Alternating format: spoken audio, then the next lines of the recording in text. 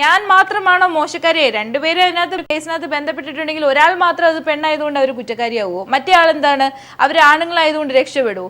അങ്ങനെയുള്ള ഇമേജ് സ്വന്തമായിട്ട് ഒരു ചാനലിൽ ഇരുന്ന് സംസാരിക്കുമ്പം പൊതുജനം കഴുതയല്ല, 100 പ്രാവശ്യം അവർ ആലോചിക്കും ഇയാൾ പറഞ്ഞ വാക്കുകൾ എന്താണ്. തിരിച്ചും മറിച്ചും 4ാമത്തെ പ്രാവശ്യം അവർക്ക് അതിൻ്റെ മറുപടി സ്വന്തമായിട്ട് കിട്ടും. ചിലപ്പോൾ ആ മറുപടി ഈ പറഞ്ഞ നേതാക്കൾ ഓപ്പോസിറ്റ് ആയിട്ടുള്ള ഒരു തിങ്കിങ് ആണെങ്കിൽ ഇവർ പറയുന്നത് കൊണ്ട് എന്തെങ്കിലും പ്രയോജനമുണ്ടോ? ഞാൻ ചിലപ്പോൾ മോശക്കാരിയായിരിക്കും. പിന്നെ എന്തിനാണ് ഈ നേതാക്കന്മാർ, അതായത് ഉമ്മൻചാണ്ടി ഉൾപ്പെടുന്ന ഈ കോൺഗ്രസ് നേതാക്കന്മാർ ഇത്രയും നേരം എന്നോട് സംസാരിക്കാൻ തയ്യാറായത്? ജനങ്ങൾ തന്നെ ആലോചിക്കട്ടെ സരിത. അപ്പോൾ നമ്മൾ ഈ ഫോൺ കോളിലേക്ക് തിരിച്ചു വരികയാണെങ്കിൽ ഫോൺ കോളിന്റെ ഒരു ഭാഗം സരിതയെ മെരുക്കുക, വേണ്ട തരത്തിൽ സംസാരിക്കാൻ പഠിപ്പിക്കുക എന്നതായിരുന്നു. അതെ, ആയിരുന്നു. 2ാമത്തെ ഭാഗം ഈ കേസുകളിൽ എങ്ങനെ മുന്നോട്ട് കൊണ്ടുപോകണം എന്ന നിർദ്ദേശങ്ങൾ തരലായിരുന്നു. ഞാൻ ചോദിക്കട്ടെ, ഒരെണ്ണം കൂടി ഈ പണം തന്ന് കേസുകൾ ഒതുക്കുക, ചില കേസുകളൊക്കെ പണം കൊടുത്താണല്ലോ ഒതുക്കിയത്, അതും ഈ ഫോൺ കോളുകളുടെ ചർച്ചയായിട്ടുണ്ട്. ഇല്ലാന്ന് ഞാൻ തുറന്നു പറയില്ല. എനിക്ക് എന്റെ പൈസ തിരിച്ചു തരണമെന്ന്, അതാണല്ലോ എന്റെ മെയിൻ പ്രശ്നം ഉണ്ടായിരുന്നത്. എന്റെ പൈസ തിരിച്ചു തന്നെ എന്റെ കേസ് ഒതുക്കാമെന്നുള്ള പാലിച്ചു. ഇല്ല, 2.5 കോടി രൂപയോ മറ്റോ തിരിച്ചു തരും എന്ന് അമ്മയ്ക്ക് ഉമ്മൻചാണ്ടി കൊടുത്ത വാഗ്ദാനം എത്ര കണ്ട്? 5 ലക്ഷം രൂപ തന്നിട്ടുണ്ട്. 5 ലക്ഷം രൂപ തന്നിട്ടുണ്ട്. 5 ലക്ഷം രൂപ തന്നിട്ടുണ്ട്. ബാക്കി മുഴുവൻ ഈ കേസ് ഒത്തുതീർക്കാനുള്ളത് സരിത സ്വന്തം നിലയ്ക്ക് റേസ് ചെയ്ത് എന്റെ ഫ്രണ്ട്സിൽ നിന്ന് ഞാൻ കടക്കാരിയാണ്. അല്ല, അത് കഴിഞ്ഞ അഭിമുഖത്തിലും സരിത പറഞ്ഞിരുന്നു. എന്റെ ഫ്രണ്ട്സ് പുതിയ കാര്യങ്ങൾ വെളിപ്പെട്ട സ്ഥിതിക്ക്, പുതിയ കാര്യങ്ങൾ പറയുന്ന സ്ഥിതിക്ക് അതിലെന്തെങ്കിലും മാറ്റമുണ്ടോ? ഇല്ല, ഒന്നുമില്ല. ബാക്കിയെല്ലാം എന്റെ ഫ്രണ്ട്സിൽ നിന്ന് റേസ് ചെയ്തു. 5 ലക്ഷം രൂപ കിട്ടി. ഒരു സമഗ്രമായ അന്വേഷണം ഇന്നല്ലെങ്കിൽ നാളെ, ഇന്നുപോലെ നാളെ എല്ലാ കാലത്തും മുന്നോട്ട് പോകില്ല, എന്തെങ്കിലും വന്നാൽ ഈ പണം 5 ലക്ഷം രൂപ ഇവർ തന്നതാണെന്ന് തെളിയിക്കാനുള്ള തെളിവുകൾ ഇഷ്ടം പോലെ കൊണ്ടുതന്ന ആൾക്കാരുടെ നമ്പർ ഉണ്ട്, അതിന്റെ ഫോൺ കോൾസ്, ടെലി റെക്കോർഡ്സ് ഉണ്ട്. അതൊക്കെ എന്ന് വെച്ചാൽ ഞാൻ മനഃപൂർവ്വം റെക്കോർഡ് ചെയ്തതല്ല. മനഃപൂർവ്വം റെക്കോർഡ് ചെയ്തതല്ല. ഒരു ഫോണിനകത്ത്, ഒരു അഡ്വാൻസ്ഡ് ഒരു ടെക്നോളജി ഉള്ള ഒരു ഫോണിനകത്ത് ഓട്ടോമാറ്റിക് കോൾ റെക്കോർഡർ എന്ന് പറയുന്നൊരു സംവിധാനമുണ്ട്.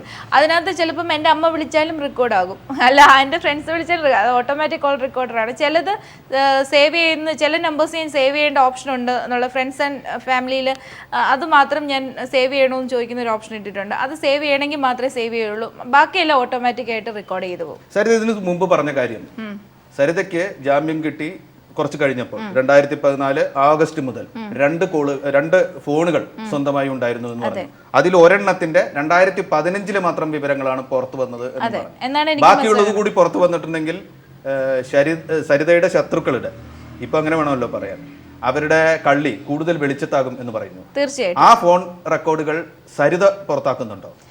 ഞാൻ ചോദിച്ചാൽ തരില്ല. അതാണ് ഇപ്പോഴത്തെ സംവിധാനം. അത് മനസ്സിലായില്ലേ? അതായത് ഞാൻ ഇപ്പൊ എന്ത് കാര്യത്തിന് ഒരു പെറ്റീഷൻ കൊടുത്താലും അതൊരു 2 ദിവസം തരില്ല, നമുക്ക് തരില്ല. ഞാൻ കമ്മീഷനിൽ ഇത് പെറ്റീഷൻ കൊടുക്കാൻ വേണ്ടി പറഞ്ഞതാണ്. അപ്പൊ അതിന്റെ ആവശ്യം ഉണ്ടെങ്കിൽ അവരെടുക്കും എന്നാണ് പറഞ്ഞത്. അപ്പൊ അവർക്ക് ഇന്നല്ലെങ്കിൽ നാളെ അത് പുറത്തു വരട്ടെ എന്ന് തീർച്ചയായിട്ടും ആഗ്രഹമുണ്ട്. ഇന്ന് വന്നതിലും എനിക്ക് സന്തോഷമുണ്ട്. കാര്യം ഞാൻ പറയുന്നത് വെറും ആരോപണങ്ങളാണ്. ഞാൻ ഇവരെടുത്ത് സംസാരിക്കില്ല, ഇവർ പറയുന്നത് കള്ളമാണ്, ഞങ്ങൾ അവരെ കണ്ടിട്ടേ ഇല്ല എന്ന് പറയുന്നിടത്ത് അല്ലെ സംസാരിച്ചിട്ടെങ്കിലും ഉണ്ട് എന്ന് പറഞ്ഞൊരു രേഖ വരുന്നത് വളരെ സന്തോഷമല്ലേ? അപ്പൊ അതിന് ഞാൻ അടുത്ത കാര്യത്തിലേക്ക് പോയാൽ സരിത രാഷ്ട്രീയക്കാരി അല്ല എന്ന് ഇതിന്റെ ആമുഖത്തിൽ തന്നെ സരിത പറഞ്ഞു. പക്ഷെ രാഷ്ട്രീയം നമുക്ക് കണ്ണടച്ചിരട്ടാക്കാൻ പറ്റുന്ന ഒരു സാധനമല്ല. അത് നമ്മുടെ മുഴുവൻ ചുറ്റുപാടും എപ്പോഴും സജീവമായി നിൽക്കുന്ന ഒരു സാധനമാണ്. തീർച്ചയായിട്ടും കേരളമാകട്ടെ അടുത്ത നിയമസഭാ തെരഞ്ഞെടുപ്പിലേക്ക് പോവുകയാണ്. അതിന് തൊട്ടു മുമ്പുള്ള ദിവസങ്ങളിൽ ഇതുപോലൊരു വിവാദത്തിലേക്ക് സരിത വരുമ്പോൾ സരിതയ്ക്ക് രാഷ്ട്രീയ ഉദ്ദേശങ്ങളുണ്ട് എന്ന് മുഖ്യമന്ത്രിയൊക്കെ ആരോപിച്ചാൽ അത് എങ്ങനെയാ അതിന് മറുപടി പറയാ? അത് അവരുടെ ഒരു എന്താ പറയാ, ഇപ്പോഴത്തെ ഒരു സാഹചര്യത്തിൽ അവർക്ക് പറ്റിയ ഒരു കിട്ടുന്ന ഒരു വടി എന്ന് പറയുന്ന ആ കൂടി ഒരു മറുപടി മാത്രമാണ്. അതായത് ഇത് പൊളിറ്റിക്കലായിട്ട് ഇലക്ഷനെ ബേസ് ചെയ്ത് വന്നൊരു സ്റ്റണ്ടാണെന്നുള്ള അവരോട് പറയാൻ എനിക്കൊരു ഒറ്റ കാര്യമുള്ളൂ. ഞാൻ പൊളിറ്റിക്സിൽ ഇൻട്രസ്റ്റഡ് അല്ല, ഞാൻ പുറത്തുവിട്ട ലെറ്റർ അല്ല. അത് ആദ്യമേ അറിയാമല്ലോ.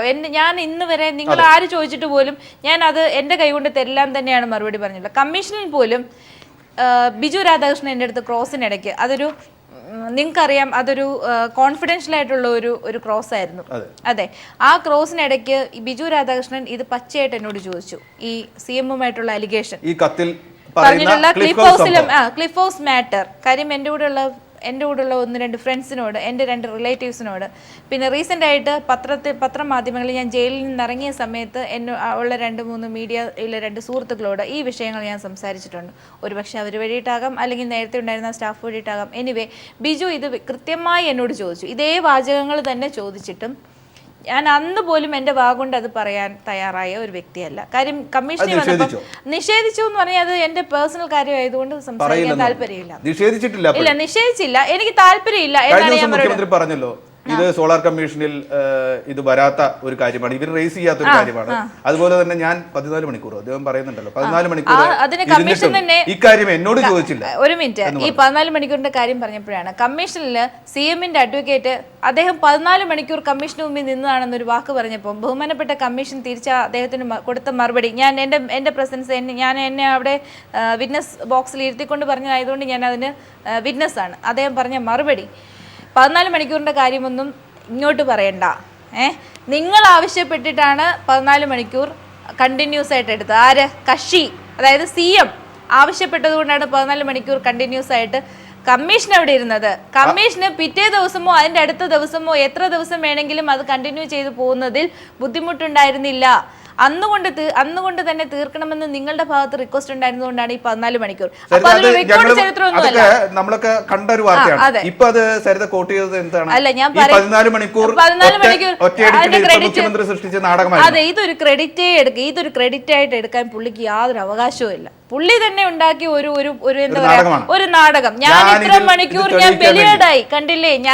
ഞാൻ ഈ സംസ്ഥാനത്തിന്റെ മുഖ്യമന്ത്രി മറ്റു തിരക്കുകളെല്ലാം മാറ്റിവെച്ച് കമ്മീഷൻ പറഞ്ഞ അതേ ഡേറ്റിൽ ഞാൻ കമ്മീഷന് മുമ്പിൽ 14 മണിക്കൂർ നീണ്ട 14 മണിക്കൂർ ഇരുന്ന് ഉത്തരം പറഞ്ഞു എന്ന്. കള്ളം മാത്രം പറയുന്ന ഒരാളെ ക്വസ്റ്റ്യൻ ചെയ്യേണ്ടെന്ന് ഞാനാണ് പറഞ്ഞത് എൻ്റെ അഡ്വക്കേറ്റിനോട്. കാര്യം വാ തുറന്ന് ഇരുന്ന് സംസാരിക്കുന്നത് മൊത്തം കള്ളം മാത്രമാണ്. ഇല്ല, ഉണ്ട്, ചിലപ്പോൾ ഉണ്ടായിരിക്കാം, ഇങ്ങനെ പറയുന്ന മറുപടിക്ക് എന്ത് ക്രോസ് നടത്തിയാലും അത് യാതൊരു കാര്യമില്ല. പിന്നെ രണ്ടാമത്, എൻ്റെ ക്രോസ് തുടങ്ങുകയോ എൻ്റെ ക്രോസ് കംപ്ലീറ്റ് ചെയ്യുകയോ ചെയ്യാത്തൊരു സാഹചര്യത്തിൽ എൻ്റെ കാര്യങ്ങൾ പറഞ്ഞിട്ട് അതിലെന്തെങ്കിലും ഒരു ഇത് ഉണ്ടെങ്കിൽ മാത്രം ഞങ്ങൾക്ക് അദ്ദേഹത്തെ ക്രോസ് ചെയ്യാനുള്ള ഒരു പ്രൊവിഷൻ മതിയായിരുന്നു. എന്നെ കമ്മീഷൻ വിളിപ്പിക്കാനുള്ള ഡേറ്റ് ആകാത്തത് കൊണ്ടും എൻ്റെ ക്രോസിംഗ് ഡേറ്റ് കഴിയാത്തതുകൊണ്ടും ക്രോസിംഗ് ഫിനിഷ് ചെയ്യാത്തത് കൊണ്ടാണ് പിന്നെ ഒരു നിയമത്തിൻ്റെ ഇത് വെച്ച് പറയുകയാണെങ്കിൽ ഞങ്ങൾ ക്രോസ് ചെയ്യാത്തത്. അത് അദ്ദേഹം വലിയൊരു സംഭവമായിട്ട് അന്ന് എന്തുകൊണ്ട് അവരുടെ അഭിഭാഷകൻ ക്രോസ് ചെയ്തില്ല?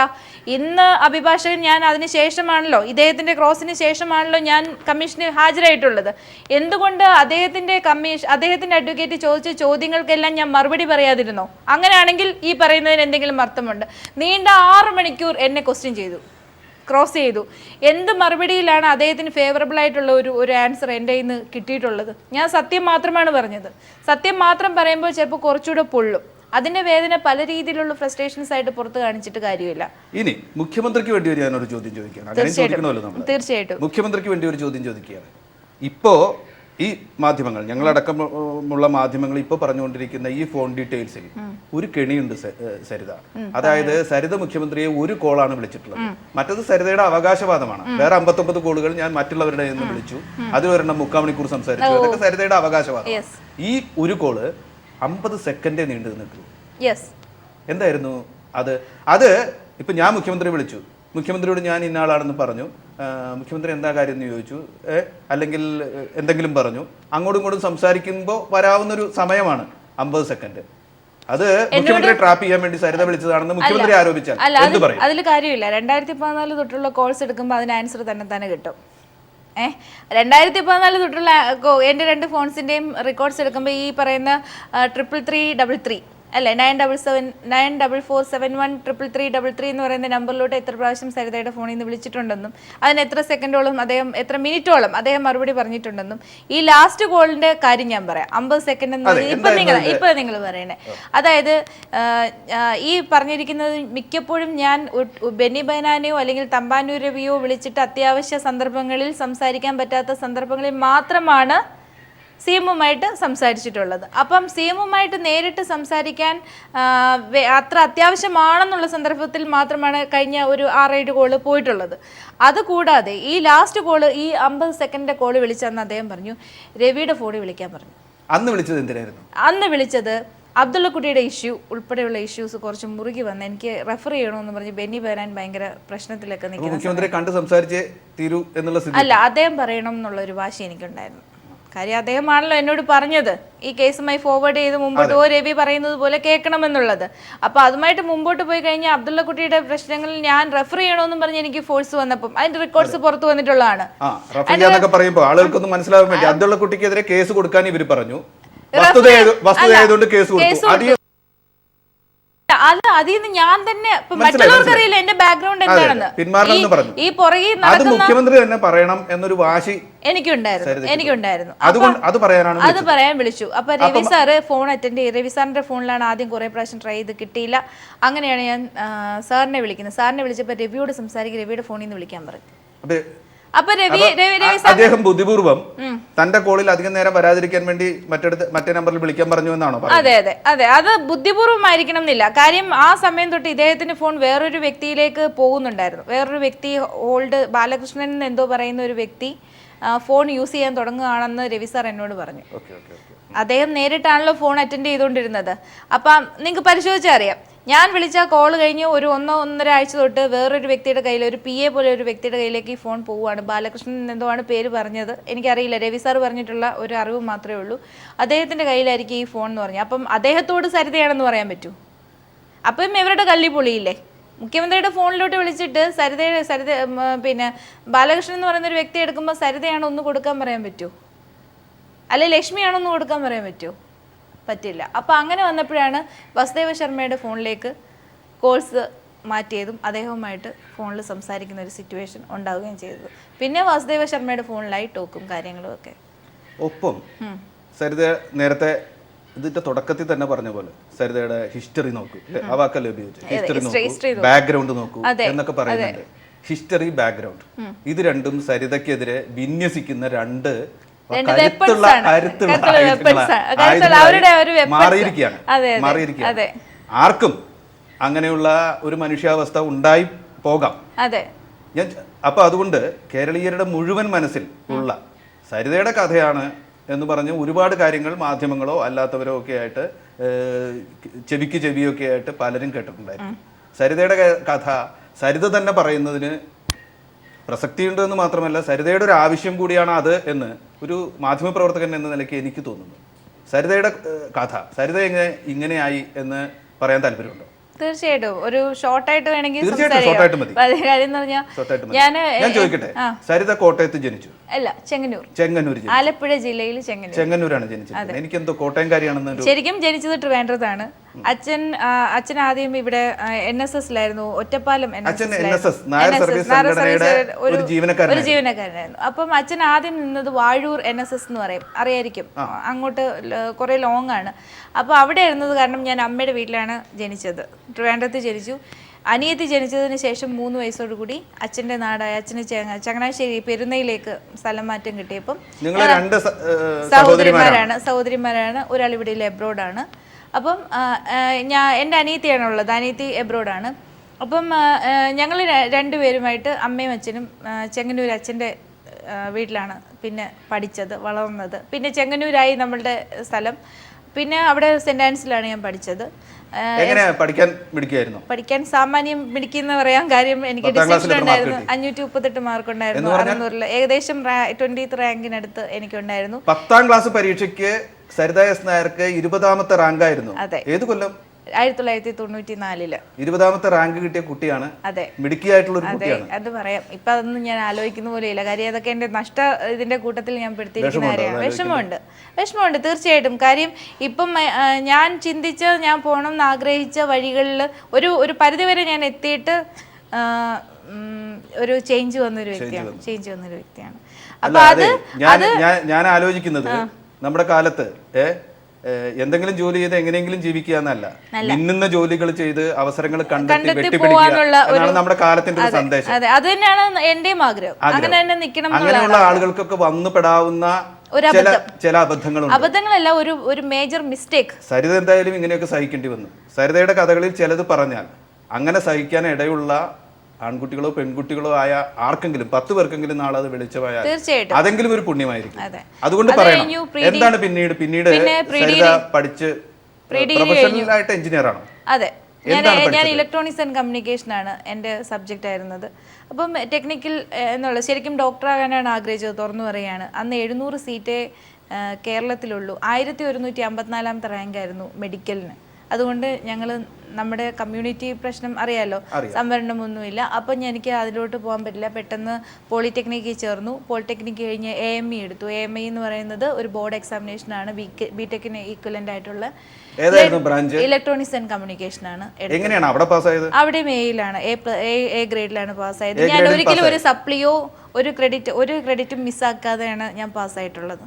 പിന്നെ അത് കഴിഞ്ഞിട്ട് ജിയോജിത്തിൽ ഈ പരീക്ഷ വളരെ ആദ്യത്തെ തവണ തന്നെ എല്ലാവരും ജയിക്കുന്ന ഒരു പരീക്ഷയാണ്. അല്ല, കുറച്ച് ബുദ്ധിമുട്ടാണ്. നമ്മുടെ ചാർട്ടേഡ് അക്കൗണ്ടൻസ് അതേപോലത്തെ തന്നെ എഞ്ചിനീയറിംഗ് സെക്ടറിലുള്ള ഒരു അത് ഫസ്റ്റ് ചാൻസിൽ പാസ്സായി. അപ്പൊ ഒരു നല്ല അക്കാദമിക് ബാക്ക്ഗ്രൗണ്ട് ഉള്ള ഒരു എഞ്ചിനീയർ ആയിട്ടാണ് ജീവിതം തുടങ്ങിയത്. പഠിക്കണം എന്നുള്ള ആഗ്രഹം എനിക്കുണ്ടായിരുന്നു. പഠിക്കണം എന്ന് മാത്രമായിരുന്നു ശരിക്കും പറഞ്ഞ ആഗ്രഹം. പക്ഷേ പഠിക്കുമ്പോഴേ കല്യാണം നടന്നു. അതെ, അതെന്റെ വീട്ടിലെ സാഹചര്യം. എനിക്കൊരു 19 വയസ്സായപ്പം ഞാൻ വിവാഹം കഴിച്ചു. അതിനുശേഷമാണ് പഠിത്തം കണ്ടിന്യൂ ചെയ്തു പോകുന്നത്.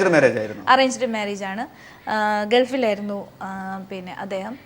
വിവാഹം കഴിച്ചു. ഏകദേശം 4.5 വർഷത്തിന് ശേഷമാണ് ഞങ്ങൾക്ക് മകൻ ഉണ്ടായത്. മകൻ ഞാൻ കൺസീവ് ആയ സമയത്ത് തന്നെ അദ്ദേഹത്തിന്റെ വ്യക്തിപരമായ കാര്യങ്ങൾ അതിലേക്ക് നമ്മളിപ്പോൾ കടന്നിട്ടോ അവരുടെ ഫാമിലി അപമാനിക്കേണ്ട കാര്യമില്ല. ഇപ്പോഴും പിന്നെ നമ്മൾ അദ്ദേഹത്തെ കുറ്റം പറഞ്ഞിട്ട് നമുക്ക് മോശപ്പെട്ട ഒരു അങ്ങനെ ഒന്നും ഒരു ആർഗ്യുമെന്റും ഇല്ല. ഞങ്ങൾ പിരിഞ്ഞു. 2005 അദ്ദേഹം ഡൈവോഴ്സ് പെറ്റീഷൻ കൊടുത്തു. അദ്ദേഹം വിവാഹമോചനം. ജോലിയുണ്ടോ? അപ്പൊ ഞാൻ ഒരു ജോലി കഴിഞ്ഞ് അടുത്ത ജോലിയിലേക്ക് പ്രവേശിച്ച സമയമായി. ഈ പറഞ്ഞ ഒരു അക്കാദമിക് ബാക്ക്ഗ്രൗണ്ടിനനുസരിച്ച് അല്ല, ആ സമയത്ത് അങ്ങനെയല്ല ചെയ്തത്. അല്ലല്ല, ഞാൻ ആദ്യം ഇത് പഠിച്ചുകൊണ്ടിരിക്കെ ഞാൻ ചെയ്തത് ജിയോജിത്തില് പെൻഡാമേനക ബ്രാഞ്ചിൽ ഫസ്റ്റ് അവിടെ ജോലി ചെയ്തു. അവിടെ ഒരു 6 മാസം കഴിഞ്ഞപ്പോഴാണ് ഹസ്ബൻഡ് ഗൾഫിൽ നിന്ന് വന്ന് ആ ടൈമിൽ. പിന്നെ കുഞ്ഞ് കൺസീവ് ആയതിനു ശേഷം ഡെലിവറി കഴിഞ്ഞ സമയത്ത് ഞങ്ങൾ ഏകദേശം സ്പ്ലിറ്റിൻ്റെ വശത്താണ്. അദ്ദേഹം എബ്രോഡിൽ തന്നെയാണ്, അദ്ദേഹം തിരിച്ചു വന്നിട്ടില്ല. ഇപ്പോൾ കുഞ്ഞിനെ വളർത്താൻ വേണ്ടി ഇപ്പോൾ പൈസയൊന്നും കിട്ടുന്നില്ല. അമ്മ സിസ്റ്ററിൻ്റെ കല്യാണം കഴിഞ്ഞ് അമ്മ ആ കൂടെ ഒരു ബേർഡൻ്റെ വണ്ടൊക്കെയാണ്. കാര്യം 2 പെൺകുട്ടികളെ കല്യാണം കഴിപ്പിച്ച് അവരവരുടേതായ സെറ്റിൽമെന്റിന് പോകുന്നു. അമ്മയ്ക്ക് ഈ കുഞ്ഞിന്റെ ചെലവ് ഒരു ജീവനാംശം അങ്ങനെയൊന്നും ഉണ്ടായിരുന്നില്ലേ? സത്യത്തിൽ എഴുതിയിട്ടുണ്ട്. പക്ഷെ എന്റെ ഒരു വാശിയാണ്, എന്റെ സ്വന്തമായി ജോലി ചെയ്ത് ജീവിക്കുക എന്നുള്ളതാണ്. ഒരു 1000 രൂപ എന്റെ മകന് എല്ലാ മാസവും കിട്ടാനുള്ള ഒരു പ്രൊവിഷനുണ്ട്. പക്ഷെ ഞാൻ ഇന്ന് വരെ അങ്ങനെ ഒരു പൈസ വാങ്ങിച്ചില്ല. കാര്യം ഞാൻ ഒഴിഞ്ഞു പോകാൻ വേണ്ടി 1.5 ലക്ഷം രൂപ അവരുടെ ബന്ധുക്കൾ എനിക്ക് ഓഫർ ചെയ്തതാണ്. അപ്പം അന്നേ ഞാൻ പറഞ്ഞത് പിച്ച എടുത്താലും അങ്ങനെ ഒരു പൈസ ഞാൻ വാങ്ങിക്കാൻ വരില്ല. ആ വാക്ക് ഇന്ന് വരെ ഈ നിമിഷം വരെ ഞാൻ പാലിച്ചിട്ടുണ്ട്. ഞാൻ 1 രൂപ പോലും അവരുടെ വീട്ടിൽ നിന്ന് എൻ്റെ മകനൊരു പാല് വാങ്ങിക്കാൻ പോലും ഞാൻ വാങ്ങിച്ചിട്ടില്ല. മകൻ ഇപ്പോൾ 14 വയസ്സായി. അവനെല്ലാം അറിയാം. അവനെ എല്ലാ കാര്യങ്ങളും പറഞ്ഞ് മനസ്സിലാക്കിയിട്ടുണ്ട്. ഞാൻ ജയിലിൽ നിന്ന് ഇറങ്ങിയപ്പോൾ ആദ്യം ചെയ്ത ഡ്യൂട്ടി അവനോട് കഴിഞ്ഞു പോയ കാര്യങ്ങളെല്ലാം വള്ളിപുള്ളി വിടാതെ പറഞ്ഞ് മനസ്സിലാക്കുക എന്നുള്ളതാണ്.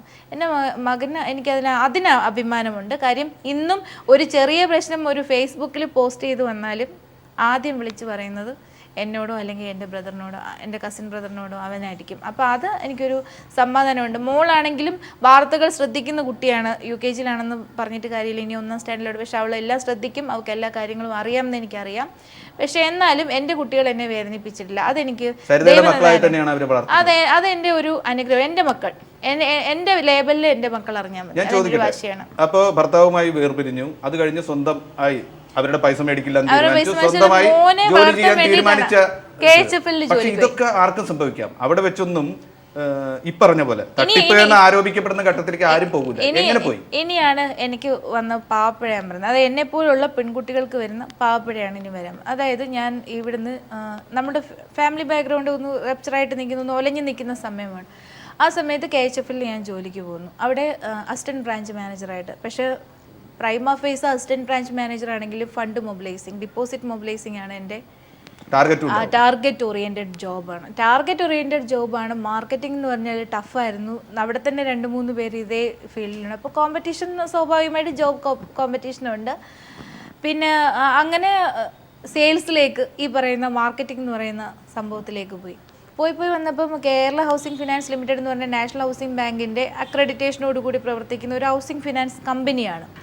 അപ്പം അതിന്റെ ഡയറക്ടേഴ്സ് അടൂരുള്ള അവരുടെ പേരൊന്നും ഞാൻ പറയുന്നില്ല, അത് ഇനി അവർക്ക് ബുദ്ധിമുട്ട്. നമ്മൾ ഇപ്പൊ സരിത വെറുതെ അവരുടെ ബന്ധുവാണെന്ന് പറയാൻ പോലും ബുദ്ധിമുട്ടാവുന്ന ഒരു സിറ്റുവേഷൻ, അതൊന്നും പേര് പറയുന്നില്ല. അപ്പം അവര് വളരെയധികം സഹായം വരുന്നില്ല എന്ന് പറയുന്നില്ല.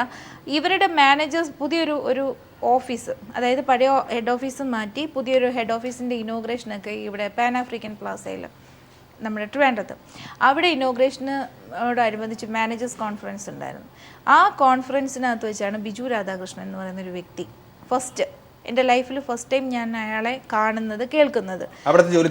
അവിടുത്തെ CEO ആയിരുന്നു, ചീഫ് ഓപ്പറേറ്റിംഗ് ഓഫീസർ. കൂടിയ ജോലിയാണ്. അതെ, നമ്മളെക്കാൾ ഡയറക്ടറോട് അടുത്ത ബന്ധമൊക്കെയുള്ള മാനേജിംഗ് ഡയറക്ടറുടെ ഒരു ഓൾ ഇൻ ഓൾ. എനിക്ക് റിപ്പോർട്ടിംഗ് ഇല്ല, പക്ഷെ എന്നാലും നമ്മളെക്കാളും വളരെ പൊക്കത്തിൽ നിൽക്കുന്ന ഒരു വ്യക്തി. അപ്പം പിന്നെ അയാൾ മാനേജേഴ്സ് കോൺഫറൻസിൽ ഒത്തിരി കാര്യങ്ങൾ സംസാരിച്ചു. ഞാനപ്പോൾ ഫസ്റ്റ് ടൈം ആയിട്ടാണ് അത് അറ്റൻഡ് ചെയ്യുന്നത്. അത് കഴിഞ്ഞ് ഞങ്ങളോടൊപ്പം ഏകദേശം അടൂരൊക്കെയുള്ള മാനേജേഴ്സ് ഉൾപ്പെടെ ഒരു 12ഓളം പേരെ മാറ്റി നിർത്തി ഇയാളൊരു സെപ്പറേറ്റ്, അതായത് ഫുഡിന് ശേഷം സെപ്പറേറ്റ് ഒരു ടോക്ക് പറഞ്ഞ് ഈ കമ്പനി പെട്ടെന്ന് റപ്ചറാവും അയാൾ പറഞ്ഞതാണ്. ഇതിൻ്റെ RBIയുടെ അംഗീകാരം എടുത്തു കളയുകയാണ്. അപ്പോൾ അതിൻ്റെ പേപ്പേഴ്സൊക്കെ വരുന്നുണ്ട്, നിങ്ങൾ വേണമെങ്കിൽ രക്ഷപ്പെട്ടു. അയാൾ പുതിയൊരു ബിസിനസ് തുടങ്ങുന്നുണ്ട്, അതിലേക്ക് എന്നെ ഉൾപ്പെടെയുള്ളവരെ ഇൻവൈറ്റ് ചെയ്തു.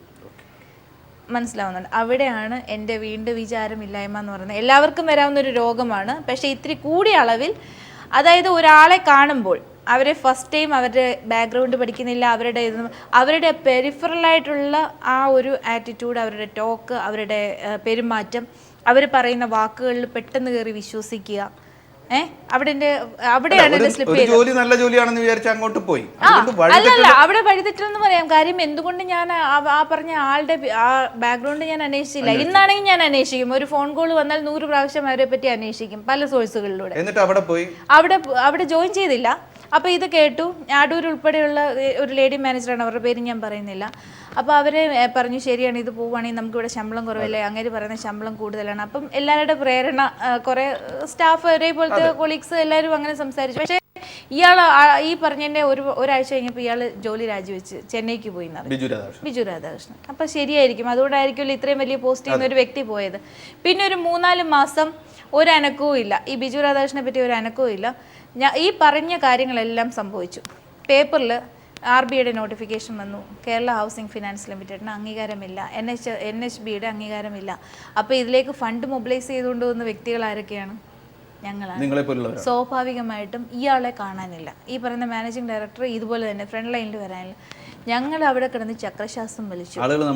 ചോദ്യം വന്നു, കമ്പനിയിൽ വന്ന് പ്രശ്നങ്ങൾ ഉണ്ടായി. അതിന് മുമ്പിരുന്ന മാനേജറെ പറഞ്ഞു വിട്ടിട്ട് ഇയാൾ ചെയ്യുന്നത് പറഞ്ഞാൽ അവർ പ്രശ്നം കാരണം അവർ പുറത്തേക്ക് പോയി. ഒരു ലേഡിയാണ് ഞങ്ങളുടെ ബ്രാഞ്ച് മാനേജർ. അവർ പോയി കഴിഞ്ഞപ്പോഴത്തേക്കും അവർക്കെതിരെ കേസിട്ടു. ആര് എന്ന് വെച്ചാൽ ആൾക്കാരുടെ മുമ്പിൽ ഇപ്പം ഇവർ ചെയ്യുന്നത് പോലെ, പൊളിറ്റീഷ്യൻസ് ചെയ്യുന്നത് പോലെ ബിസിനസ്സുകാരുടെ ഒരു തന്ത്രമാണ്. ഏതെങ്കിലും ഒരു സ്റ്റാഫ് ആ സമയത്ത് ബുദ്ധിമുട്ട് തോന്നി പിരിഞ്ഞു പോവുകയാണെങ്കിൽ അവർക്കെതിരെ ഒരു 420 കേസ് ഇടുക. കമ്പനിയിൽ നിന്ന് അനധികൃതമായി പോയതാണ്, അല്ലാതെ അവർ പുറത്തിറങ്ങി ഒന്നും പറയരുത് കമ്പനിക്കെതിരെ. സെയിം പോസ്റ്റിലേക്ക് എന്നെ കൊണ്ട് വെച്ചു. കാര്യം അടുത്ത് ഞാനായിരുന്നു. അങ്ങനെ ഞാൻ ബ്രാഞ്ച് മാനേജറായി.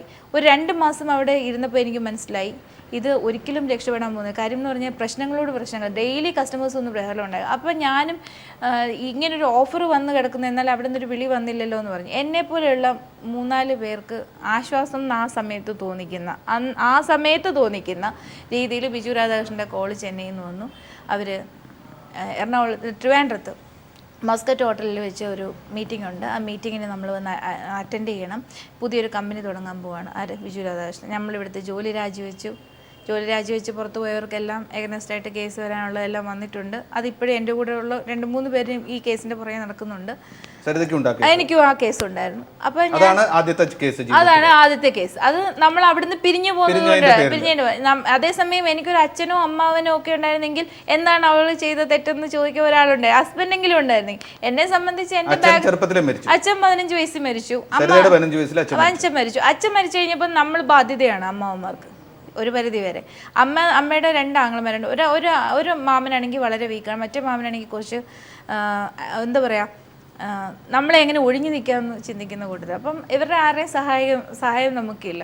അപ്പോൾ ആരും ചോദിക്കാനില്ലാത്തതുകൊണ്ട് അതിൻ്റെ പുറകെ അത് വിട്ടിട്ട് ഈ കമ്പനി ജോയിൻ ചെയ്തു. ഈ കമ്പനിയാണ് ക്രെഡിറ്റ്സ് എന്ന് പറയുന്ന കമ്പനി. ബിജു രാധാകൃഷ്ണൻ, പിന്നെ പ്രകാശ് അതാണ് മറ്റൊരു തട്ടിപ്പ് കേസിലേക്ക് പോയത്. ശരിക്കും പറഞ്ഞാൽ പിന്നെ എരുതിയിൽ നിന്ന് വറചട്ടിയിലേക്ക് എന്ന് പറയില്ലേ, മനസ്സിലാവുന്നുണ്ടോ?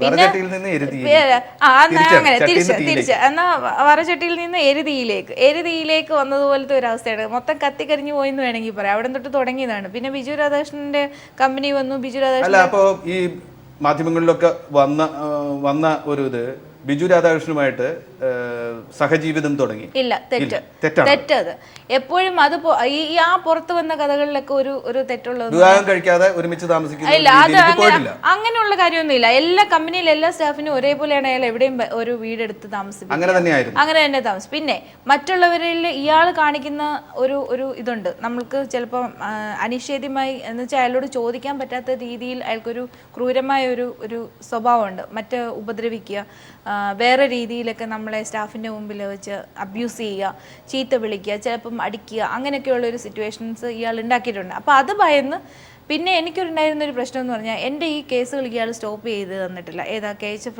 കേസ്. അപ്പോൾ അങ്ങേരാണ് ഇത് തടഞ്ഞു നിർത്തുന്നതെന്നുള്ളൊരു ഒരു പുകമറ എന്നിലുണ്ടാക്കിയിട്ടുണ്ട്.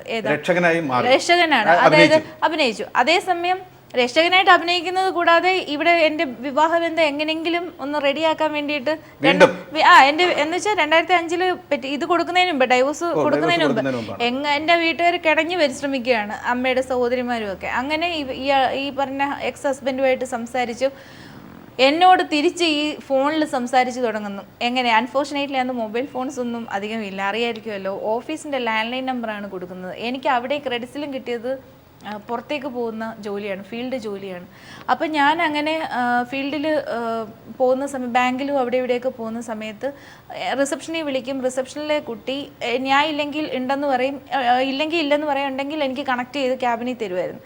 ഞാൻ ഇല്ലാതിരുന്നൊരു ദിവസം ഇത് MDക്ക് കണക്ട് ചെയ്തു കൊടുത്തു. പിന്നീട് അറിഞ്ഞ കഥകളാണ്. അതായത് പിന്നെ എനിക്ക് എന്നെ ഫോൺ ചെയ്തിട്ടില്ല. MD ഇടപെട്ട് വില്ലനായി മാറി. ഞങ്ങൾ മധ്യസ്ഥതയ്ക്ക് പോയപ്പോഴാണ് അത് അറിയുന്നത്. എന്ന് വെച്ചാൽ കൈയും കാലം പിടിക്കാൻ വേണ്ടി. അപ്പൊ ഞാൻ തിരിച്ചു വന്നിട്ട് സരിതയുടെ ജീവിതകഥയിലെ രണ്ടാം ഭർത്താവോ അനൗദ്യോഗിക ഭർത്താവോ ജാരനോ അല്ല, വില്ലനാണ് യഥാർത്ഥത്തിൽ ബിജു രാധാകൃഷ്ണൻ. അത് ആർക്കും മനസ്സിലായി. എന്റെ ലൈഫിന് ഫുള്ള് കാര്യത്തിൽ എന്ന് വെച്ചാൽ താളം തെറ്റിച്ച്, ലൈഫ് താളം തെറ്റിക്കാന്ന് പറയില്ലേ, എന്ന് വെച്ചാൽ എങ്ങനെയെങ്കിലും അയാളുടെ കൂടെ കേസിൽപ്പെട്ടപ്പോ ഭാര്യയും ഭർത്താവും വ്യാജ ദമ്പതികൾ അങ്ങനെയാണ് വന്നത്. അത് കോടതി ചലഞ്ച് ചെയ്യാൻ പോലും പറ്റാത്തൊരവസ്ഥയിലായിരുന്നു ഞാൻ. കാര്യം അതിനൊരു കാരണമുണ്ട്. ഞാൻ നേരത്തെ പറഞ്ഞ പോലെ എനിക്ക് വേറൊരു റിലേഷൻഷിപ്പ് ഡൈവോഴ്സിന് ശേഷം ഞാൻ മെയിൻറ്റെയിൻ ചെയ്തു പോയിരുന്നു. പേര് പറയുന്നില്ല. ആ റിലേഷൻഷിപ്പ് എനിക്ക് കുറച്ച് ബുദ്ധിമുട്ടുകൾ ഉണ്ടാക്കിയെന്നേ. അതെ. അപ്പൊ ആ വിഷയം വന്നപ്പം ഇത് ഞാൻ ഇപ്പോഴും താല്പര്യമില്ല, തീർച്ചയായിട്ടും പറയില്ല. പക്ഷേ ഈ വിഷയം ബിജു രാധാകൃഷ്ണൻ ഒരു വെപ്പണായിട്ട് യൂസ് ചെയ്തു. ഇത് പറയും. അങ്ങനെയാണ് ശരിക്കും പറഞ്ഞാൽ ഈ പറയുന്ന എല്ലാത്തിനകത്തും പറഞ്ഞും പറയാതെയും ഇഷ്ടമുണ്ടായിട്ടും ഇഷ്ടമില്ലാതെയും പലതിനകത്തും ജോയിൻ ചെയ്ത് നിൽക്കേണ്ടി വന്നിട്ട് ഉള്ള ഒരവസ്ഥയിലേക്ക് ഞാൻ പോയിട്ടുള്ളത്. അതിനിടയ്ക്ക് കമ്പനി ഈ വിഷയം വന്നു, മധ്യസ്ഥതയ്ക്ക് പോയപ്പോൾ ഇയാൾ ഇടപെട്ടു എന്ന് പറഞ്ഞ് എൻ്റെ ലൈഫ് പോയെന്ന് ഞാൻ അറിഞ്ഞല്ലോ. തിരിച്ചു വന്ന് ഞാൻ റെസിഗ്നേഷൻ കൊടുത്തു. ആ റെസിഗ്നേഷൻ കൊടുത്തത് തൊട്ടാണ് ഈ ലോകത്ത് അന്നേ വരെ ഞാൻ പരിചയപ്പെടാത്ത കാര്യങ്ങൾ, കൊട്ടേഷൻ ടീം, മധ്യസ്ഥതക്കാർ, പിന്നെ ക്രൈം പത്രവാരിക, അതിനകത്തൊരു ലേഡി റിപ്പോർട്ടർ. ഈ ലേഡി റിപ്പോർട്ടേഴ്സ് എന്ന് പറയുന്നത് എൻ്റെ മനസ്സിനകത്തുണ്ടായിരുന്നത് ഒരു ലേഡിയോട് കുറച്ചുകൂടെ ഇപ്പോഴും അങ്ങനെ തന്നെയാണ് മിക്കവരും. ഒത്തിരി സുഹൃത്തുക്കൾ ലേഡി ജേർണലിസ്റ്റ് ഉണ്ട്. പക്ഷെ അതിൽ ഇന്നേ വരെ ഞാൻ ഇന്ന് ഈ നിമിഷം വരെ കാണാത്തൊരു മുഖം ഞാൻ കണ്ടിട്ടുള്ളത് ആ സ്ത്രീയിലാണ്. അതായത് സ്വഭാവഹത്യയിലേക്ക് നമ്മൾ കടക്കണ്ട.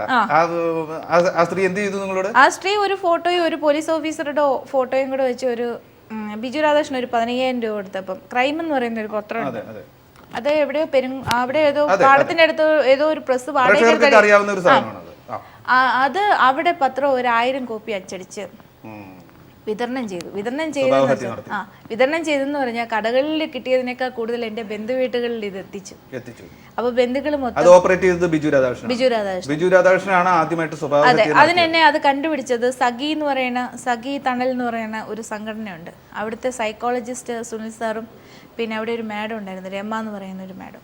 ആ മാഡവും കൂടാണ് നന്ദകുമാറുമായി സംസാരിച്ച് ഇതിന്റെ സോഴ്സ് കണ്ടുപിടിച്ച് എനിക്ക് പക്ഷേ ബിജുവും ഒത്തല്ലേ പിന്നീട് ഇത് കഴിഞ്ഞൊരു ഘട്ടത്തിലല്ലേ ഈ സോളാറുമായിട്ട് ഇതിന്റെ ബാലൻസ് ചെയ്യാൻ പറയും. അതായത് വേറൊരു അനുഭവത്തിന്റെ കാര്യം. അപ്പൊ ഇത് കഴിഞ്ഞു, ഞാൻ ഇതിന്റെ പേരിൽ സൂയിസൈഡ് അറ്റംപ്റ്റ് ചെയ്തു. സൂയിസൈഡ് അറ്റംപ്റ്റ് ചെയ്ത് 2 ദിവസം ICUവിൽ കിടന്നു. തിരിച്ച് പുറത്തേക്ക് ഇറങ്ങി വന്നു. ഒരു 3-4 മാസം ഗ്യാപ്പായിരുന്നു. ശരിക്കും പറഞ്ഞാൽ തുറന്നു പറയാണ്, ഒരു സൈക്കോളജിസ്റ്റിന്റെ അണ്ടറിലായിരുന്നു ട്രീറ്റ്മെന്റ്. അഷ്റഫ് അലി എന്നാണ് ഡോക്ടറുടെ പേര്. അദ്ദേഹം അത് അന്നത്തെ പ്രശ്നം എന്ന് പറഞ്ഞാൽ ഏത് പത്രം ആര് വായിച്ചാലും അതിനകത്തല്ല എൻ്റെ ഫോട്ടോ ഉണ്ടെന്നുള്ളൊരു, ഇന്നെനിക്ക് മാധ്യമങ്ങളിൽ എന്ത് വന്നാലും പേടിയില്ല. അത് അദ്ദേഹം തന്ന ധൈര്യം എന്നേ പറയാം, ആ ഡോക്ടർ തന്ന ധൈര്യം എന്നേ ഞാൻ പറയുള്ളൂ.